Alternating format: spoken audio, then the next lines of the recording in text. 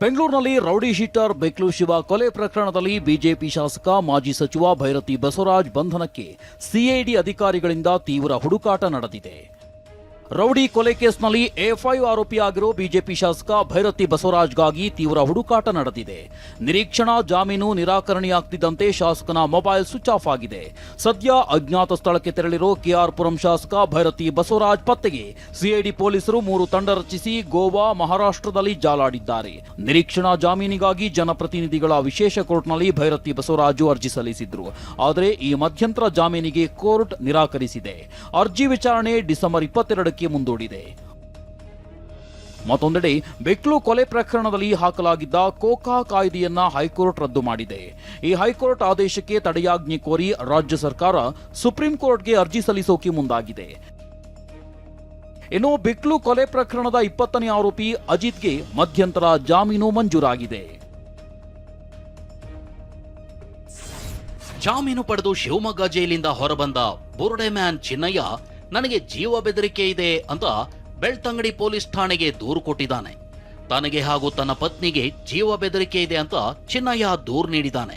ಬುರುಡೆ gang Mahesh Shetty Thimarodi, Girish ಮಠಣ್ಣನವರ್ ಹಾಗೂ ಸೌಜನ್ಯ ಮಾವ ವಿಠ್ಠಲಗೌಡ, Jayant T, Sameer MD ವಿರುದ್ಧ ಚಿನ್ನಯ್ಯ ದೂರು ನೀಡಿದ್ದಾನೆ. ಮೊದಲು ಧರ್ಮಸ್ಥಳ ಪೊಲೀಸ್ ಠಾಣೆಗೆ ಚಿನ್ನಯ್ಯ ದೂರು ನೀಡಿದ್ದ. ಧರ್ಮಸ್ಥಳ ಪೊಲೀಸರು ಬೆಳ್ತಂಗಡಿ ಠಾಣೆಗೆ ದೂರು ನೀಡುವಂತೆ ಸೂಚಿಸಿದ ಬಳಿಕ ಬೆಳ್ತಂಗಡಿ ಪೊಲೀಸ್ ಠಾಣೆಗೆ ಚಿನ್ನಯ್ಯ ದೂರು ನೀಡಿದ್ದಾನೆ.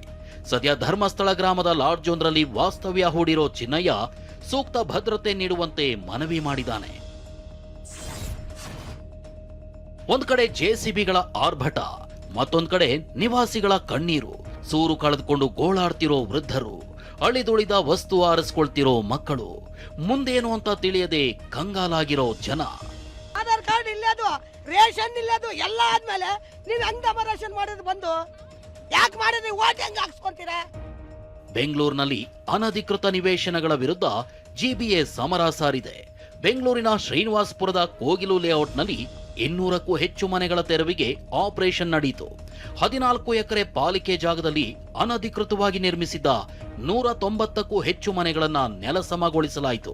ಕೋಗಿಲು ಕ್ರಾಸ್ನ ಏನೊಂದು ಫಕೀರ್ ಲೇಔಟ್ ಏನಿದೆ, ಇಲ್ಲಿ ಅಕ್ರಮವಾಗಿ ನೆಲೆಸಿದ್ದಂತಹ ಸುಮಾರು 200ಕ್ಕೂ ಹೆಚ್ಚು ನಿವಾಸಿಗಳು ನೆಲೆಸಿದ್ದಂತಹ ಮನೆಗಳನ್ನ ಡೆಮಾಲಿಷನ್ ಮಾಡಿರುವಂತದ್ದು ಸದ್ಯ ಈಗ ಗಮನಿಸ್ತಾ ಇದ್ದೀನಿ. ಇದು ಫಕೀರ್ ಲೇಔಟ್, ಕೋಗಿಲು ಕ್ರಾಸ್ ಬಳಿ ಇರತಕ್ಕಂಥ ಈ ಒಂದು ಲೇಔಟ್ ನಲ್ಲಿ ಏನು ಫಕೀರ್ ಜನಾಂಗಕ್ಕೆ ಸೇರಿದಂತಹ ಒಂದು 200ಕ್ಕೂ ಹೆಚ್ಚು ಕುಟುಂಬಗಳು ಇಲ್ಲಿ ವಾಸ ಮಾಡ್ತಾ ಇದ್ರು. ಭಿಕ್ಷಾಟನೆ ಸೇರಿದಂತೆ ಬೇರೆ ಬೇರೆ ಚಿಕ್ಕ ಪುಟ್ಟ ಕೆಲಸಗಳನ್ನ ಮಾಡಿಕೊಂಡು ಅವರು ಜೀವನವನ್ನ ನಡೆಸ್ತಕ್ಕಂಥವ್ರು. ಸೊ ಇಲ್ಲಿ ಸುಮಾರು 28ರಿಂದ 30 ವರ್ಷಗಳಿಂದ ಇಲ್ಲಿ ಜೀವನವನ್ನ ನಡೆಸ್ತಾ ಇದ್ರು.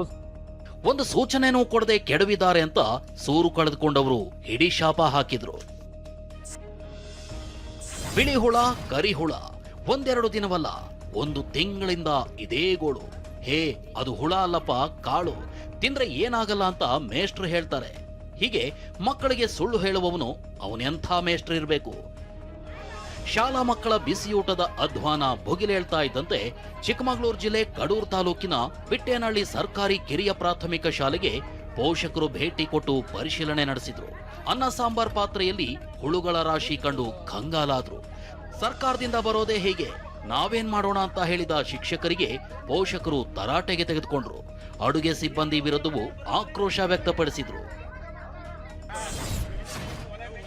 60 ಗ್ರಾಂ ಇದ್ದ ಚೈನ್ 47 ಗ್ರಾಂ ಆಗಿದೆ.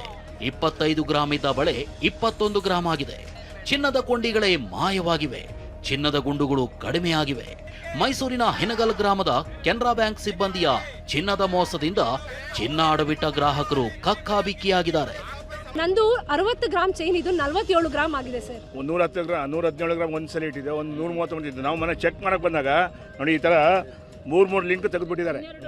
ಒಟ್ಟು 12 ಲಿಂಕ್, ಒಂದು ಚೈನಲ್ಲಿ ಆ ಕಡೆ 3 ಈ ಕಡೆ 3 6, 2 ಚೈನಲ್ಲಿ 12 ಲಿಂಕ್ ತೆಗೆದುಬಿಟ್ಟಿದ್ದಾರೆ. ತೂಕ ಮಾತ್ರ ಸೇಮ್ ಬರ್ತಾ ಇದೆ. ಅಷ್ಟಕ್ಕೂ ಅಡವಿಟ್ಟ ಚಿನ್ನಾಭರಣ ಕದ್ದಿರೋ ಕೇಸ್ನ ಸೂತ್ರಧಾರಿ ಇದೇ ಅಶ್ವಿನ್ ಆಚಾರ್ ಎನ್ನಲಾಗ್ತಿದೆ. ಪಬ್ನಲ್ಲಿ ಕುಣಿದು ಕೇಕೆ ಹಾಕ್ತಿರೋ ಈ ಅಶ್ವಿನ್ ಕೆನರಾ ಬ್ಯಾಂಕ್ನಲ್ಲಿ ಚಿನ್ನಾಭರಣ ತೂಕ ಮಾಡಲು ಬರ್ತಿದ್ದ ಅಕ್ಕಸಾಲಿಗ. ಐಷಾರಾಮಿ ಲೈಫ್ ಲೀಡ್ ಮಾಡ್ತಾ ಫಾರಿನ್ ಟ್ರಿಪ್ ಮಾಡ್ತಿದ್ದ ಇದೇ ಅಶ್ವಿನ್ ಆಚಾರ್ ವಿರುದ್ಧ ಬ್ಯಾಂಕ್ನ ಮ್ಯಾನೇಜರ್ ಕೇಸ್ ದಾಖಲಿಸಿದ್ದಾರೆ. ಸದ್ಯ ವಿಜಯನಗರ ಪೊಲೀಸರು ಕೇಸ್ನ ತನಿಖೆಗಿಳಿದಿದ್ದಾರೆ. ಆರೋಪಿ ಅಶ್ವಿನ್ ಆಚಾರ್ ಈಗ ತಲೆಮರೆಸಿಕೊಂಡಿದ್ದಾನೆ.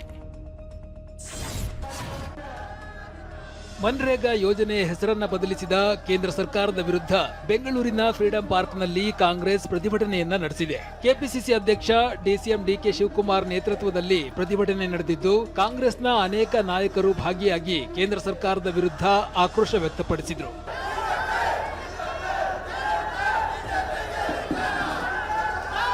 ಕೇಂದ್ರ ಸರ್ಕಾರದ ನಡೆಗೆ ಆಕ್ಷೇಪವನ್ನ ವ್ಯಕ್ತಪಡಿಸಿದ ಡಿಸಿಎಂ ಡಿಕೆ ಶಿವಕುಮಾರ್, ನಮ್ಮ ದೇಶಕ್ಕೆ ಮಹಾತ್ಮ ಗಾಂಧಿ ತತ್ವ ಸಿದ್ಧಾಂತಗಳು ಬೇಕು.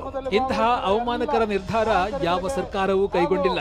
ಬೇಕಿದ್ರೆ ಗಾಂಧಿಯನ್ನ ನೋಟಿನಿಂದಲೂ ತೆಗೆದು ಬಿಡ್ಲಿ ಅಂತ ವಾಗ್ದಾಳಿ ನಡೆಸಿದ್ರು. ಗಾಂಧೀಜಿ ನೋಟ್ನ ಬೇಕಾದ್ರೆ ತೆಗೆದಾಕ್ಬಿಡ್ಲಿ ಅವರು. ನಮ್ಗೆ ಗಾಂಧಿ ಬೇಕು, ದೇಶಕ್ಕೆ ಗಾಂಧಿ ಬೇಕು. ಗಾಂಧಿ ಹೆಸರನ್ನ ನಾವು ಇಟ್ಟಿರೋದನ್ನ ತೆಗೆದಿದ್ದೀವಿ ಅಂತಂದ್ರೆ ಇದಕ್ಕಿನ್ನ ಅವಮಾನಕರವಾದಂಥ ತೀರ್ಮಾನ ಯಾವ ಸರ್ಕಾರನೂ ಮಾಡಿರಲಿಲ್ಲ.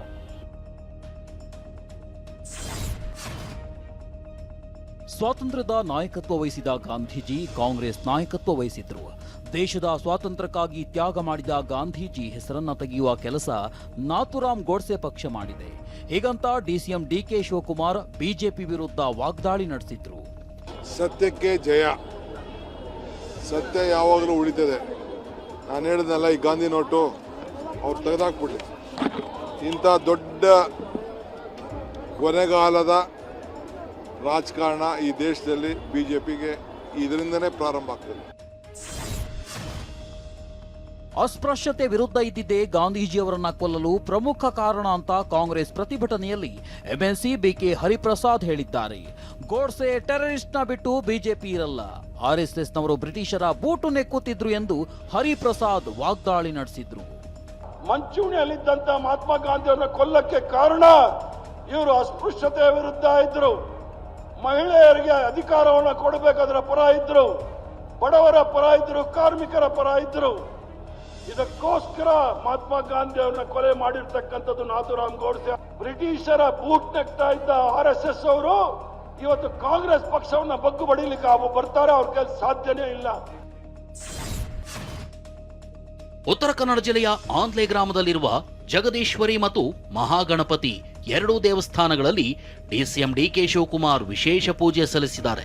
ಗೋಕರ್ಣದ ದೇವಸ್ಥಾನದಲ್ಲಿ ಮಹಾಗಣಪತಿಗೆ ಪೂಜೆ ಸಲ್ಲಿಸುವಾಗ ಬಲಗಡೆ ಹೂ ಬಿದ್ದಿದ್ದು ಡಿಕೆ ಸಿಎಂ ಆಸೆಗೆ ದೈವಾನುಗ್ರಹ ಸಿಕ್ಕಿದೆ. ಬಳಿಕ ಆಂದ್ಲೆ ಗ್ರಾಮದಲ್ಲಿರುವ ಪ್ರಸಿದ್ಧ ಜಗದೀಶ್ವರಿ ಸನ್ನಿಧಿಯಲ್ಲಿ ವಿಶೇಷ ಪೂಜೆ ನೆರವೇರಿಸಿದ ಡಿಕೆ ಶಿವಕುಮಾರ್ಗೆ ಸಿಎಂ ಆಗೋ ಬಗ್ಗೆ ದೈವವಾಣಿ ಶುಭ ಸೂಚನೆ ಕೊಟ್ಟಿದೆ. ಡಿಕೆ 5 ಬೇಡಿಕೆಗಳಿಗೂ ಜಗದೀಶ್ವರಿಯಿಂದ ಶುಭ ಸೂಚನೆ ಸಿಕ್ಕಿದೆ. ರಾಜಕೀಯದ 3 ಬೇಡಿಕೆ, ಕೌಟುಂಬಿಕ 1, ಆಪ್ತ ಕಾರ್ಯದರ್ಶಿ ಅಪಘಾತದ ಕುರಿತು 1 ಬೇಡಿಕೆ ಕೋರಲಾಗಿತ್ತು. ಈ ಬೇಡಿಕೆಗಳಿಗೆ ಸಲಹೆ ಮಾರ್ಗದರ್ಶನ ಮಾಡಿರುವ ದೈವವಾಣಿ ಮುಖ್ಯಮಂತ್ರಿ ಹುದ್ದೆಯ ಬಗ್ಗೆ 3 ದಿನಾಂಕ ಕೊಟ್ಟಿದೆ. 1.5 ತಿಂಗಳಲ್ಲಿ 3 ಬಾರಿ ದೆಹಲಿಗೆ ಹೋಗಬೇಕಾಗುತ್ತೆ. ದೆಹಲಿಗೆ ಹೋಗಿ ಬರೋಷ್ಟರೊಳಗೆ ಸಿಎಂ ಆಗುವ ಅವಕಾಶ ಸಿಗಲಿದೆ. ಸಿಎಂ ಆಗೋದು ಶತಸಿದ್ಧ, ಆದರೆ ಕೆಲ ದುಷ್ಟಶಕ್ತಿಗಳ ಪ್ರಭಾವದಿಂದ ಅಡ್ಡಿಯಾಗ್ತಿದೆ ಅಂತ ದೈವವಾಣಿ ತಿಳಿಸಿದೆ. ಈ ವೇಳೆ ದುಷ್ಟಶಕ್ತಿಗಳ ನಿವಾರಣೆಗೆ ಜಗದೀಶ್ವರಿಗೆ ನಿತ್ಯ ಪೂಜೆ ಸಲ್ಲಿಸೋದಾಗಿ ಡಿಕೆ ಶಿವಕುಮಾರ್ ಒಪ್ಪಿದ್ದು, ಡಿಕೆ ಹೆಸರಲ್ಲಿ ನಿತ್ಯ ಬೆಳಗ್ಗೆ 5 ಗಂಟೆಗೆ ಅರ್ಚಕ ಗಣೇಶ್ ನಾಯಕ್ ವಿಶೇಷ ಪೂಜೆ ಸಲ್ಲಿಸಲಿದ್ದಾರೆ. ಜೊತೆಗೆ ಸಿಎಂ ಆಗುವವರೆಗೂ ಪ್ರತಿ ಹೆಜ್ಜೆಯನ್ನು ಯೋಚಿಸಿಡುವಂತೆ ದೈವವಾಣಿ ಡಿಕೆಗೆ ಸೂಚಿಸಿದೆ. ಬೆಂಗಳೂರಿನ ಸದಾಶಿವನಗರದ ಡಿಸಿಎಂ ಡಿಕೆ ಶಿವಕುಮಾರ್ ನಿವಾಸಕ್ಕೆ 10ಕ್ಕೂ ಹೆಚ್ಚು ನಾಗಾ ಸಾಧುಗಳು ಆಗಮಿಸಿ ಆಶೀರ್ವಾದವನ್ನ ಮಾಡಿದ್ರು. ಉತ್ತರ ಪ್ರದೇಶ, ಉತ್ತರಾಖಂಡ್ನಿಂದ ನಾಗಾ ಸಾಧುಗಳು ಆಗಮಿಸಿದ್ರು. ಈ ಹಿಂದೆಯೂ ಡಿಸಿಎಂ ಡಿಕೆಶಿಗೆ ನಾಗಾ ಸಾಧುಗಳು ಆಶೀರ್ವಾದವನ್ನ ಮಾಡಿದ್ರು. ಇನ್ನು ನಾಗಾ ಸಾಧುಗಳು ಬಂದ ಬಗ್ಗೆ ಪ್ರತಿಕ್ರಿಯಿಸಿದ ಡಿಕೆಶಿ, ಹುಡುಕಿ ಬಂದು ನಾಗಾ ಸಾಧುಗಳು ಆಶೀರ್ವಾದ ಮಾಡಿದ್ದಾರೆ. ಈಗ ನೀವು ಬಂದಿದ್ದೀರಿ, ನಿಮ್ಗೆ ಮಾತಾಡೋಕೆ ಇಷ್ಟ ಇಲ್ಲ, ಆದ್ರೆ ದೂರ ತಳ್ಳೋಕೆ ಆಗುತ್ತಾ ಅಂತ ಪ್ರಶ್ನಿಸಿದ್ರು. ಅವ್ರವ್ರದ್ದು ಏನೋ ಹುಡಿಕೊಂಡು ಬಂದು ಆಶೀರ್ವಾದ ಮಾಡ್ತಾರೆ. ನಾವು ಆಶೀರ್ವಾದ ಮಾಡಕ್ಕೆ ಬಂದವ್ರು ನಾವು ಮನೆಯಿಂದ ತಳ್ಳೋಕ್ಕಾಗ್ತದ? ಈಗ ನೀವು ಬಂದಿದ್ದೀರಿ, ನೀವು ಮಾತಾಡೋಕೆ ನಂಗೆ ಇಷ್ಟ ಇಲ್ಲ, ಆದರೂ ಏನು ಮಾಡ್ತೀರಿ? ನಿಮ್ಮ ನಾವು ಬಿಡಂಗಿಲ್ಲ, ನೀವು ಬಿಡಂಗಿಲ್ಲ. ಬೆಳಗಾವಿ ತಾಲೂಕಿನ ಹುದಲಿ ಗ್ರಾಮದಲ್ಲಿ ಕಬ್ಬು ಬೆಳೆಯುವ ಪ್ರದೇಶದಲ್ಲಿ ಮಣ್ಣು ನೀರಿನ ನಿರ್ವಹಣೆಯ ಹೊಸ ಯೋಜನೆಗೆ ಸಿಎಂ ಸಿದ್ದರಾಮಯ್ಯ ಚಾಲನೆ ನೀಡಿದರು. ಕಬ್ಬು ಕಟಾವು ಮಾಡುವ ಯಂತ್ರವನ್ನ ಪರಿಶೀಲನೆ ನಡೆಸಿದ ಸಿಎಂ ಸಿದ್ದರಾಮಯ್ಯ ಫಲಾನುಭವಿಗಳಿಗೆ ಕೃಷಿ ಯಂತ್ರವನ್ನ ವಿತರಣೆ ಮಾಡಿದರು. ಇನ್ನು ರೈತರು, ಸಕ್ಕರೆ ಇಲಾಖೆ, ಕೃಷಿ ಇಲಾಖೆ ನಡುವೆ ಸಮನ್ವಯತೆ ಇರಲಿ. ದೇಶದಲ್ಲಿ 60% ಜನರು ಕೃಷಿ ಮೇಲೆ ಅವಲಂಬಿತರಾಗಿದ್ದಾರೆ. ನಮ್ಮದು ರೈತಪರ ಸರ್ಕಾರ ಅಂತ ಸಿಎಂ ಹೇಳಿದ್ರು. ಇವುಗಳೆಲ್ಲರ ಸಮನ್ವಯತೆ ಇರಬೇಕು. ಯಾಕಂತಂದ್ರೆ ಕೃಷಿ ಇಲಾಖೆಯಲ್ಲಿ ಯಾವುದೇ ಹೊಸ ತಳಿಗಳು, ಹೊಸ ಯಂತ್ರೋಪಕರಣಗಳು ಇವುಗಳು ಜನರಿಗೆ ಗೊತ್ತಾಗಬೇಕು. ಮಾಜಿ ಕ್ರಿಕೆಟಿಗರಾದ ಯುವರಾಜ್ ಸಿಂಗ್, ರಾಬಿನ್ ಉತ್ತಪ್ಪ ಆಸ್ತಿಯನ್ನ ಇಡಿ ಜಪ್ತಿ ಮಾಡಿಕೊಂಡಿದೆ. ಜೊತೆಗೆ ನಟರಾದ ಸೋನು ಸೂದ್, ಮಿಮಿ ಚಕ್ರವರ್ತಿ, ನೇಹಾ ಶರ್ಮಾ, ಊರ್ವಶಿ ರೌಟೇಲಾ ತಾಯಿ ಮತ್ತು ಬಂಗಾಳಿ ನಟ ಅಂಕುಶ್ ಹಜ್ರಾ ಈ ಎಲ್ಲರ ಒಟ್ಟು 7.93 ಕೋಟಿ ರೂಪಾಯಿ ಮೊತ್ತದ ಆಸ್ತಿ ಜಪ್ತಿ ಮಾಡಲಾಗಿದೆ. 1x ಬೆಟ್ ಅನ್ನೋ ಅಕ್ರಮ ಬೆಟ್ಟಿಂಗ್ ಆಪ್ನ ಪ್ರಚಾರ ಮಾಡಿದ ಪ್ರಕರಣದಲ್ಲಿ ಮಾಜಿ ಕ್ರಿಕೆಟಿಗರು, ನಟ ನಟಿಯರನ್ನ ಇಡಿ ವಿಚಾರಣೆ ನಡೆಸಿತ್ತು. ಈ ಎಲ್ಲರ ವಿರುದ್ಧ ಅಕ್ರಮ ಹಣ ವರ್ಗಾವಣೆ ಪ್ರಕರಣ ದಾಖಲಿಸಿಕೊಂಡಿದ್ದ ಇಡಿ 7.93 ಕೋಟಿ ರೂಪಾಯಿ ಮೌಲ್ಯದ ಆಸ್ತಿ ಜಪ್ತಿ ಮಾಡಿದೆ. 2026 ಫೆಬ್ರವರಿ 7ರಿಂದ ಆರಂಭವಾಗಲಿರುವ T20 ವಿಶ್ವಕಪ್ ಮಿನಿ ಕ್ರಿಕೆಟ್ ಯುದ್ಧಕ್ಕೆ ಟೀಂ ಇಂಡಿಯಾ ಆಟಗಾರರ ಅಂತಿಮ ಪಟ್ಟಿ ಪ್ರಕಟವಾಗಿದೆ. ಮುಂಬೈನಲ್ಲಿ ಬಿಸಿಸಿಐ ಆಯ್ಕೆ ಸಮಿತಿ ಅಧ್ಯಕ್ಷ ಅಜಿತ್ ಅಗರ್ಕರ್ ಮತ್ತು ಕ್ಯಾಪ್ಟನ್ ಸೂರ್ಯಕುಮಾರ್ ಮಾಧ್ಯಮ ಗೋಷ್ಠಿ ನಡೆಸಿ ತಂಡ ಪ್ರಕಟಣೆ ಮಾಡಿದ್ರು. ಸೂರ್ಯಕುಮಾರ್ ಯಾದವ್ T20 ತಂಡವನ್ನ ಮುನ್ನಡೆಸಲಿದ್ದಾರೆ. ಜೊತೆಗೆ ಅಭಿಷೇಕ್ ಶರ್ಮಾ, ಸಂಜು ಸ್ಯಾಮ್ಸನ್, ತಿಲಕ್ ವರ್ಮಾ, ಹಾರ್ದಿಕ್ ಪಾಂಡ್ಯ, ಶಿವಮ್ ದುಬೆ, ಅಕ್ಷರ್ ಪಟೇಲ್, ರಿಂಕು ಸಿಂಗ್, ಜಸ್ಪ್ರೀತ್ ಬುಮ್ರಾ, ಹರ್ಷಿತ್ ರಾಣಾ, ಅರ್ಷದೀಪ್ ಸಿಂಗ್, ಕುಲ್ದೀಪ್ ಯಾದವ್, ವರುಣ್ ಚಕ್ರವರ್ತಿ, ವಾಷಿಂಗ್ಟನ್ ಸುಂದರ್, ಇಶಾನ್ ಕಿಶನ್ಗೆ ತಂಡದಲ್ಲಿ ಸ್ಥಾನ ನೀಡಲಾಗಿದೆ. ಆದರೆ ಶುಭ್ಮನ್ ಗಿಲ್ ಮತ್ತು ಯಶಸ್ವಿ ಜೈಸ್ವಾಲ್ಗೆ ತಂಡದಲ್ಲಿ ಸ್ಥಾನ ಸಿಕ್ಕಿಲ್ಲ. ಚಾಮರಾಜನಗರ ತಾಲೂಕಿನ ನಂಜದೇವಪುರದ ಆನೆಮಡುವಿನ ಕೆರೆ ಬಳಿ 5 ಹುಲಿಗಳು ಪ್ರತ್ಯಕ್ಷವಾಗಿವೆ. ಹುಲಿಗಳ ಓಡಾಟ ಸಿಸಿಟಿವಿ ಕ್ಯಾಮೆರಾದಲ್ಲಿ ಸೆರೆಯಾಗಿದೆ. ಹುಲಿಗಳ ಓಡಾಟ ಕಂಡು ಗ್ರಾಮಸ್ಥರು ಬೆಚ್ಚಿ ಬಿದ್ದಿದ್ದು ಸ್ಥಳಕ್ಕೆ ಬಂದ ಅರಣ್ಯಾಧಿಕಾರಿಗಳಿಗೆ ಚಳಿ ಬಿಡಿಸಿದ್ದಾರೆ. ದಾವಣಗೆರೆಯ ಪ್ರಮೋದ್ ಎಂಬ ವ್ಯಕ್ತಿ 52 ಲಕ್ಷ ಹಣ ಕಳೆದುಕೊಂಡ ಕೇಸ್ಗೆ ಬಿಗ್ ಟ್ವಿಸ್ಟ್ ಸಿಕ್ಕಿದೆ. 2 ತಿಂಗಳಲ್ಲಿ ಸೈಬರ್ ವಂಚಕನ ಅಕೌಂಟ್ನಲ್ಲಿ 150 ಕೋಟಿ ವಹಿವಾಟು ಆಗಿರುವುದು ತಿಳಿದು ಬಂದಿತ್ತು. ಆದ್ರೀಗ ಇದು 150 ಕೋಟಿ ಅಲ್ಲ 1,000 ಕೋಟಿ ಅಂತ ತಿಳಿದು ಬಂದಿದ್ದು ಪ್ರಕರಣದ ಗಂಭೀರತೆ ಗಮನಿಸಿ ತನಿಖೆ ಸಿಐಡಿಗೆ ವರ್ಗಾಯಿಸಲಾಗಿದೆ. ಸಮಾಜಘಾತುಕ ವ್ಯಕ್ತಿಗಳ ಜೊತೆಗೆ ಸಂಪರ್ಕ ಹೊಂದಿದ್ದ ಬೆಂಗಳೂರಿನ ಯಲಹಂಕ ನ್ಯೂಟೌನ್ ಪೊಲೀಸ್ ಠಾಣೆಯ ಪಿಎಸ್ಐ ನಾಗರಾಜ್ನನ್ನ ಅಮಾನತುಗೊಳಿಸಲಾಗಿದೆ. ಕ್ರಿಮಿನಲ್ ಹಿನ್ನೆಲೆ ಉಳ್ಳವರ ಮನೆಗೆ ಕರೆಸಿ ಪಿಎಸ್ಐ ಬರ್ತ್ಡೇ ಮಾಡಿದ್ದ.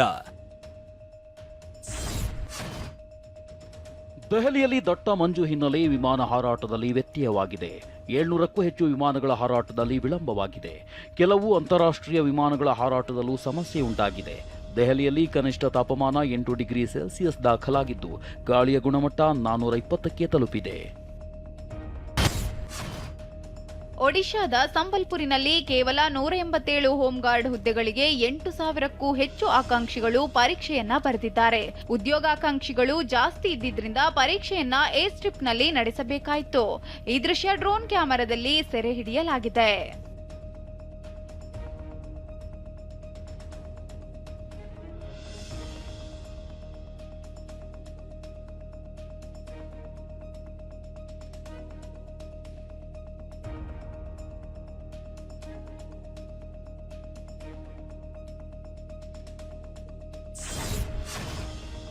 ಫಾಸ್ಟೆಸ್ಟ್ ಹೌಸ್ಫುಲ್ನಲ್ಲಿ ಕಿಚ್ಚ ಸುದೀಪ್ ಅಭಿನಯದ ಮಾರ್ಕ್ ದಾಖಲೆ ಬರೆದಿದೆ.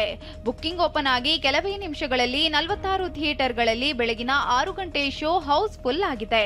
ಇದೊಂದು ದಾಖಲೆ ಅಂತ ಫ್ಯಾನ್ಸ್ ಸಂಭ್ರಮಿಸಿದ್ದಾರೆ.